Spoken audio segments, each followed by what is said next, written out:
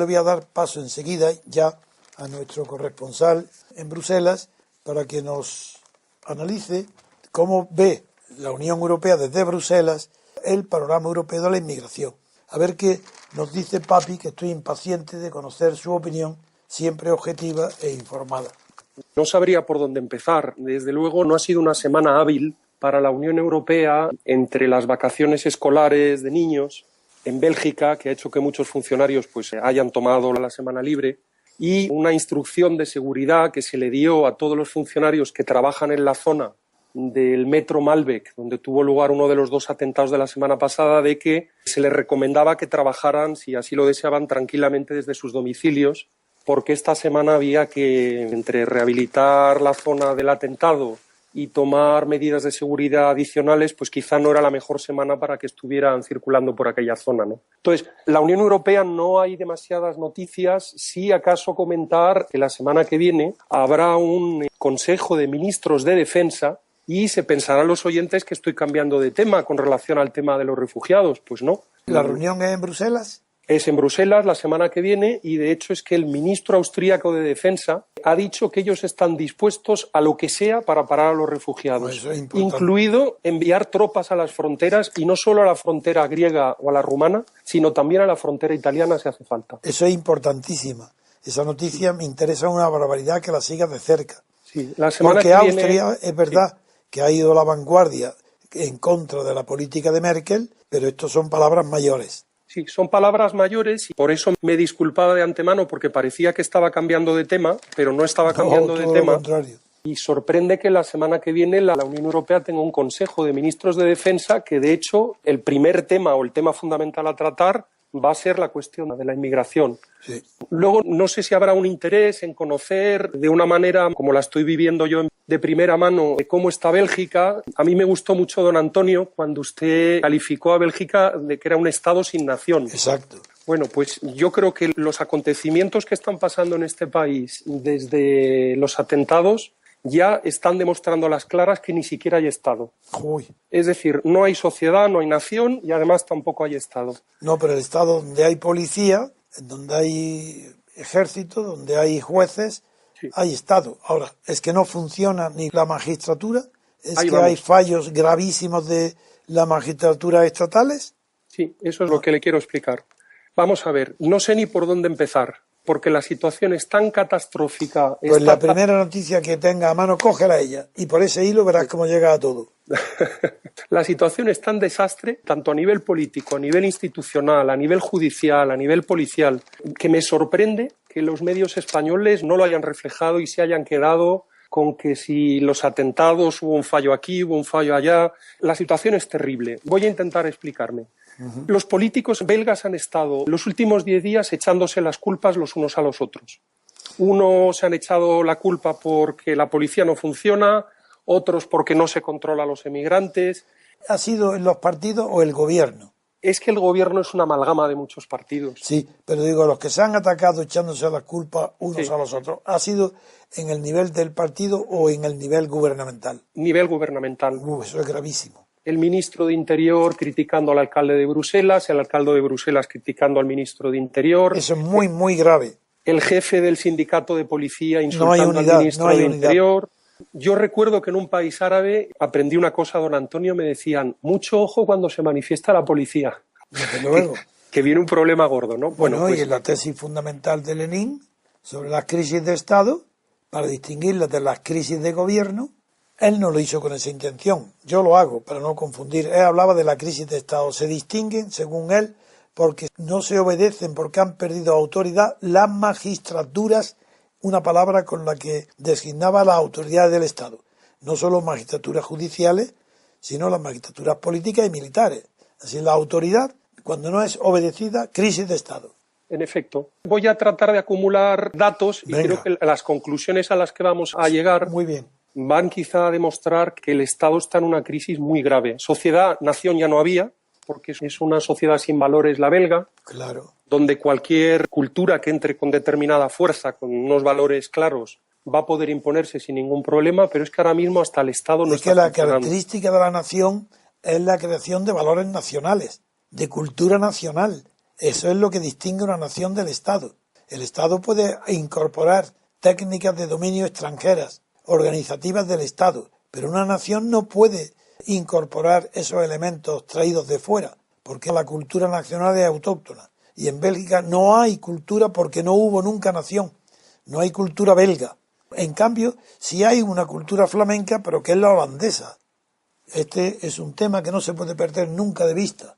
Pues fíjese, primer dato que lanzo a nuestra audiencia. Los políticos se han pasado toda la semana peleándose, incluso a nivel de gobierno, como usted me hacía apreciar. Claro. Segundo, se ha logrado llegar a una serie de acuerdos legislativos sobre unas cuestiones de puro sentido común, como ha sido el permitir los registros de la policía en horario nocturno, hacer que la compra de tarjetas de teléfono prepago pues exija el mostrar el documento nacional de identidad o el pasaporte. Agárrese, don Antonio. Se ha generado una base de datos de criminales única para el país. No existía.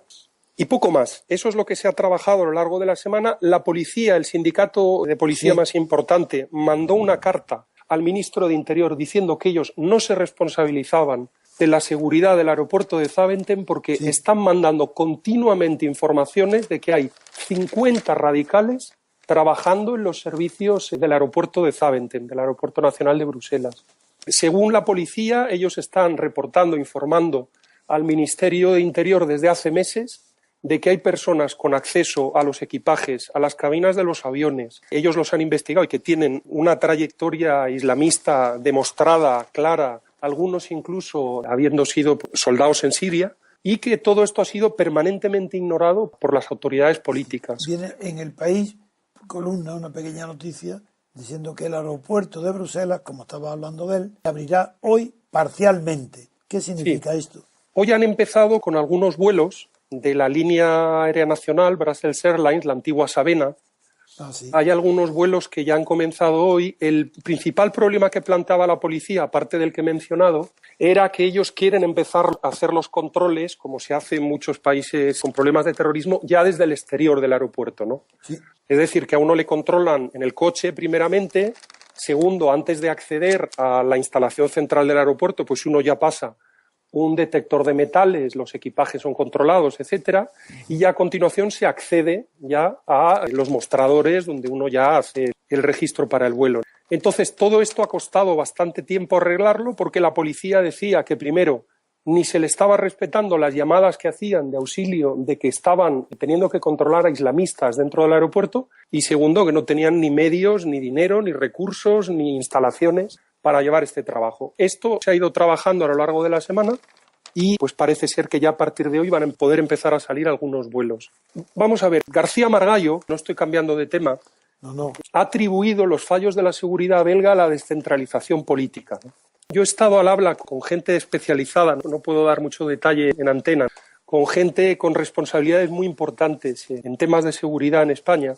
Y lo que me dice es que esto no es la razón de por qué los belgas están en esta catástrofe. No. Es decir, hay dos razones fundamentales. Razón una, y la mencionaba usted, don Antonio, hace unos programas. Los belgas no están acostumbrados a trabajar con fuentes y con espionaje. Sí. Esta es una primera razón. Es decir, la policía belga tira de pequeñas pistas e intenta descubrir o encontrar a los criminales. Cuando normalmente todos los servicios de información, los servicios de espionaje del mundo, las policías del mundo, trabajan utilizando fuentes que ya están instaladas en el seno de estas organizaciones criminales, etcétera, ¿no? Entonces, primer problema, los belgas no trabajan con fuentes ni con espionaje. Y segundo problema, había un entendimiento tácito en este país de que si no se le tocaba, con perdón, las narices a los malos, aquí jamás iba a atentar. Es decir, ha habido una verdadera tolerancia con un nido de terroristas. La Guardia Civil Española ha cursado en numerosísimas ocasiones mensajes a la policía belga para que se arrestara, por ejemplo, a un etarra en la calle tal, piso tal, a la hora tal. La policía belga se ha negado a ir o ha reportado que han ido y no han encontrado al etarra. O que no era la hora. O que no era la hora, porque era por la noche. Esto es así de grave. Entonces, el problema que tenemos ahora es que toda la construcción de la seguridad belga se ha caído al suelo, porque ellos partían de la base de que ellos, siendo tolerantes con los malvados, aquí jamás iba a haber una bomba. Sí. Yo recuerdo que cuando los atentados de París en noviembre, yo mismo declaré en esta radio que yo veía muy complicado que hubiera un atentado en Bélgica, precisamente porque los terroristas necesitaban un lugar refugio, claro, y lo habían encontrado en Bélgica. Igual que Suiza era inatacable en las potencias de la guerra porque todos necesitaban la banca suiza. Esto es, y aquí ellos necesitaban un sitio donde guardar la ropa y quedar a comer con sus madres y con sus hermanas. Y claro, me sorprendió mucho, pero bueno, la situación es la que es. Entonces, el Estado belga, cuando estamos desde España diciendo ha habido un fallo en la seguridad o le quiere echar el ministro de Interior la culpa al pobre enlace de la policía belga en Estambul, porque si en lugar de mandar un fax a Bruselas tenía que haber mandado 2, diciendo que un tipo peligroso estaba volviendo al país o demás. Estamos intentando analizar una situación desde el criterio nuestro, con unas fuerzas de seguridad del Estado muy buenas, como las españolas, y no podemos juzgar la situación belga con el mismo criterio. Es decir, aquí la policía no ha hecho su trabajo hace 20, 30 años. Sí, no, es que en realidad no lo ha hecho nunca, porque es que no ha sido Estado nunca. Eso es. Y lo que pasa, don Antonio, es que ahora mismo hay un despiste monumental. No, perdón, no ha sido nación, ha sido un Estado artificial. Sí. No, usted lo describió muy bien hace unos programas. ¿Qué más cosas a mí me han sorprendido de la situación en Bélgica? Pues no le va a sorprender a usted, don Antonio. Al final yo me sorprendo cuando lo leo, luego pienso en tantos principios que ha expuesto usted en la teoría pura de la República y enseguida entiendo las cosas, ¿no? Claro. ¿Cómo es posible que la prensa haya dejado de tratar la cuestión de los muertos, de los heridos, de la policía, de la detención de los criminales? Todo esto se ha abandonado en el momento que 4 hooligans se han ido a manifestar, a gritar abajo Islam. La semana pasada en la Plaza de la Bolsa, el domingo, y ayer en Molenbeek, que unos radicales también fueron allí con unas camisetas, gritaron 4 cosas, abajo Islam, queremos una Europa libre de asesinos, no sé qué. Bueno, gritaban 4 o 5 cosas. Eso ha sido el centro de la prensa belga en los últimos 5 o 6 días. A mí es algo que me sorprende, que si Bélgica unida en la diversidad, que si no podemos dejar de ser tolerantes. ¿Pero qué repercusión tiene esto en los flamencos, en la parte gubernamental, en las combinaciones con la parte valona? ¿Qué repercusión tiene? ¿También los flamencos son igual? Los que están en Bélgica, ¿no tienen la comparación con Holanda permanente? Bueno, está la diferencia de la religión, que fue por lo que eran zonas separadas. No, perdón, se me olvidaba, claro, lo he tenido fuera de la cabeza. Los holandeses son protestantes, luteranos. Esa es la razón. Y los flamencos son católicos. Esa es la razón. Pero vamos, yo estoy también esperando qué va a ocurrir en Flandes, porque, como usted lo dijo también hace una serie de programas, el alcalde de Flandes, que es el líder impectore de los flamencos independentistas. Sí, me acuerdo de eso, sí. Sí, este hombre ha estado moderado, como lo lleva avisando durante tantos años. Claro, porque no está sorprendido. Ha estado moderado, elegante, yo ya lo llevo diciendo tiempo, vamos a trabajarlo juntos, tenemos que hablar, él ha estado muy tranquilo. La mayor parte de los manifestantes que han preocupado tanto a todos los políticos belgas porque se han ido a manifestar 300 con una pancarta, neonazis o no neonazis, hinchas de fútbol o no hinchas de fútbol, no parece que fuera gente violenta en principio y ha sido la policía la que ha atacado muy fuerte a esta gente. La mayor parte de ellos sí son flamencos. Eso sí lo puedo confirmar, que los flamencos pues hicieron una quedada, por ejemplo, el domingo pasado en Vilvoorde, que está cerca de Bruselas, y vinieron juntos en el tranvía, en el tren, no recuerdo, y se manifestaron en el centro de Bruselas.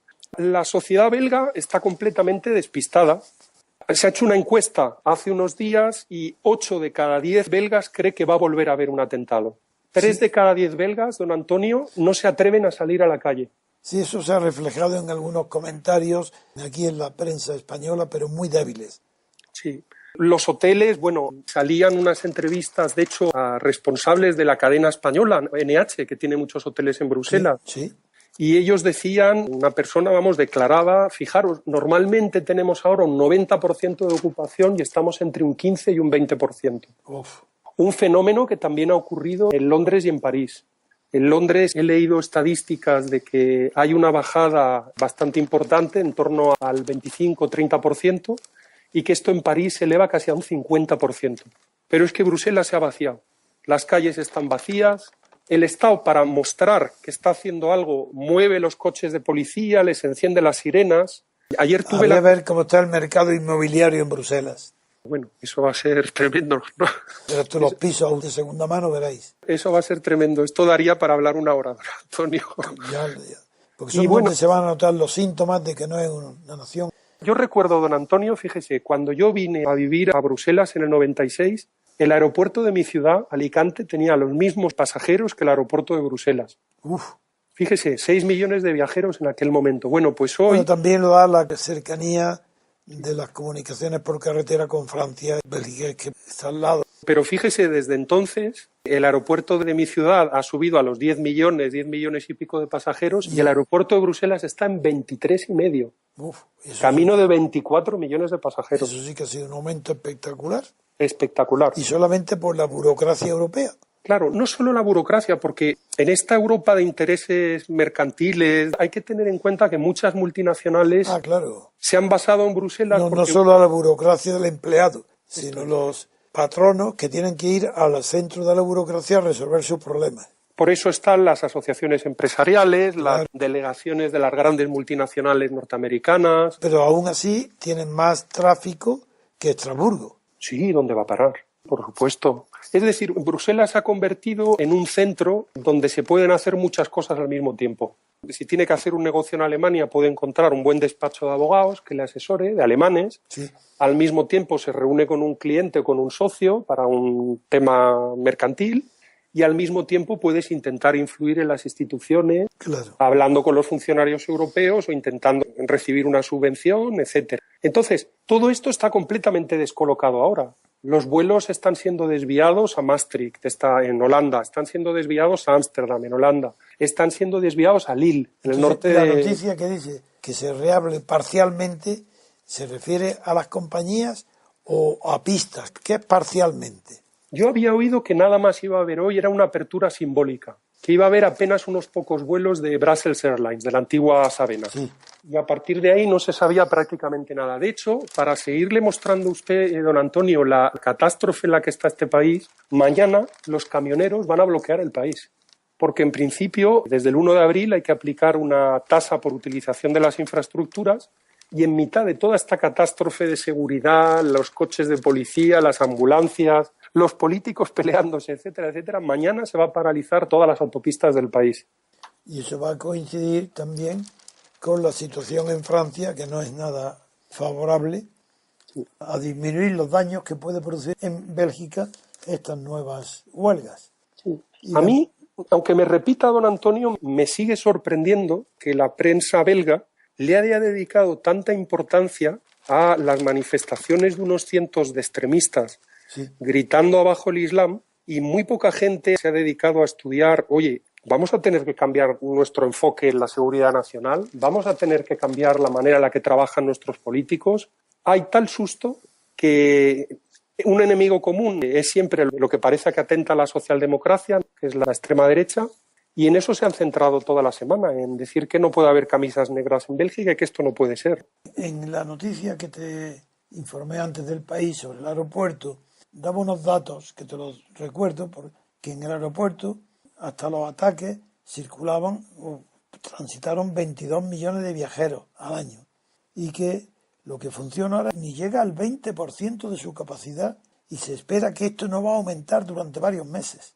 La zona de facturación donde se hicieron estallar los dos yihadistas suicidas quedó dañada, pero no es por la avería lo que tarde en la reparación, es que es una prueba de que no funcionan ni siquiera los servicios de restauración de las circulaciones en el aeropuerto.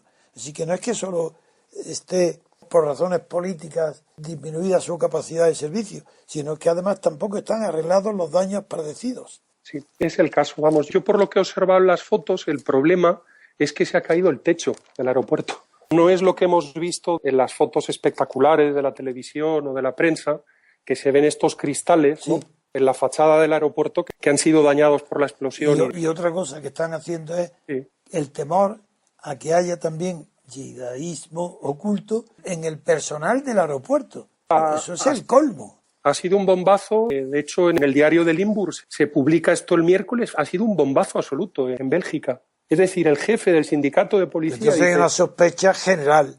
Claro. Dice, señores, nosotros no vamos a trabajar si les estamos mandando a ustedes cartas repetidamente diciendo que tenemos islamistas trabajando dentro del aeropuerto y ustedes no reaccionan. Y ni nos da orden la judicatura de detenerlos, ni nos da orden el Ministerio de Interior de absolutamente nada. Nosotros no vamos a ir a trabajar al aeropuerto. Y esa parcial apertura implica además los rayos X y los detectores de metales que por lo visto allí no va a poder entrar nadie. Hombre, esto yo lo he vivido, por ejemplo, en el norte de África, donde uno, antes de entrar al aeropuerto, a lo que es el edificio mismo del aeropuerto, ya ha pasado varios controles. Sí. Es decir, a uno le han hecho un control en el coche, le han hecho un control de los equipajes en el exterior del aeropuerto, también de la persona, una detección de metales, y finalmente accedes al aeropuerto. Luego haces el registro y luego, para acceder a la zona de viaje, vuelves a pasar otro último control antes de entrar en el avión. Eso es el día a día en muchos aeropuertos del tercer mundo. Y tenemos probablemente que en Europa acostumbrarnos de que esto será lo que nos va a pasar, al estilo de lo que ha ocurrido en Estados Unidos. Pero esto no afecta a las continuas reuniones, cumbres y citas de la Unión Europea en Bruselas. Imagínese usted, las han cancelado todas. Había unos señores que leí el comentario, era una asociación europea de fabricantes de plásticos o de tal. Les tocó los atentados de París y tuvieron que suspender un evento para 1.500 personas. Y tenían otro evento el 22 o el 23 de marzo también en Bruselas y lo han tenido que volver a suspender. Es decir, aquí hay un negocio muy importante para el país gracias a todas estas reuniones de patronales, reuniones de grupos de expertos, no solo las oficiales. La tendencia que tenemos es a pensar de que lo importante son las reuniones de los burócratas. No, todas las de los empresarios. Son las de los empresarios. Claro. Es que pueden ser 20, 30 veces más en importancia económica. Todo esto está completamente paralizado. Yo hablo con amistades, tanto por cuestiones laborales como personales, bueno, y dicen, José, no me convoques en Bruselas porque no puedo volar, o vamos a organizar el siguiente evento, la siguiente reunión, la vamos a hacer en Ámsterdam, o la vamos a hacer en Frankfurt, o la vamos a hacer en Copenhague, porque Bruselas se está poniendo muy complicado. ¿Las líneas telefónicas funcionan normal? Sí, durante los atentados no. Tanto el Internet como las redes móviles se cayeron. Quizá por tanta afluencia de llamadas, ¿no? Sí. Las familias preguntando. Lo que se llama colapsaron. Sí, colapsaron completamente y cayeron. ¿Y la electricidad no? Ahí no ha habido ningún problema. No. Las calles se notan, como le decía antes, muy vacías. La policía hace como que hace. Se ven los coches de sirena que se pasean. En Molenbeek, que me he ido ya por curiosidad, sí, malsana o no malsana. Mi mujer cruza Molenbeek todos los días por razón de una cuestión de deporte que ella hace por las noches y la verdad es que no se veía un coche de policía, no se veía un guardia, absolutamente nada. Y otra de las cuestiones que afecta inmediatamente la vida familiar y cotidiana de una capital, cuando hay temor a atentados, son los colegios. ¿Qué pasa con los colegios? Claro, los niños. El atentado cayó en un buen momento, que no se me malinterprete, porque se empezaban las vacaciones escolares. Sí. Entonces fue fácil suspender las clases al final de la semana pasada y esta semana los niños no tienen clases. ¿Y cuándo se abre? Mañana. Por eso mi pregunta es oportuna. Claro, mañana vamos a ver qué ocurre con los servicios de autobuses, con los servicios de metro, con todo el mundo ya volviendo a trabajar, los niños en el colegio, qué es lo que ocurre mañana. Yo tenía un interés enorme en escucharte y quisiera un resumen como has hecho de la vida en Bélgica, los atentados que han trastornado la concepción misma de la vida en Bélgica, porque no se ha puesto en cuestión la policía, sino las leyes y las costumbres belgas, que no son una nación y no tenían cultura suficiente para defenderse de los ataques interiores, a la cultura interior, hasta el punto que, como tú acabas de analizar hoy con una, para mí al menos, clarividencia, es que en la cultura nacional no se esperaba que la protección dada a los yihad y a la religión musulmana y a las mezquitas era una especie de garantía de escudo de Bélgica para no sufrir atentados, cuando es al contrario. En efecto. Es ahí el centro que ha producido la irradiación o el centro de operaciones para los atentados en Francia y en toda Europa, porque el peligro está ahí en Bélgica, en Bruselas en concreto, en el famoso barrio que ya pasará a la historia como el barrio de los terroristas, el albergue de los terroristas. En fin, papi, que te mejores. De acuerdo, muchísimas gracias, don Antonio. Ya podemos establecer una relación cotidiana porque los acontecimientos siguen, desgraciadamente, estando en Bruselas. Pues esperemos que mañana esta ciudad pueda recuperar el pulso normal. Esperemos. Que podamos trabajar con normalidad todos. Y muchas gracias por tu extensa participación, a pesar de estar medio enfermo, griposo. Eso es. Muy bien.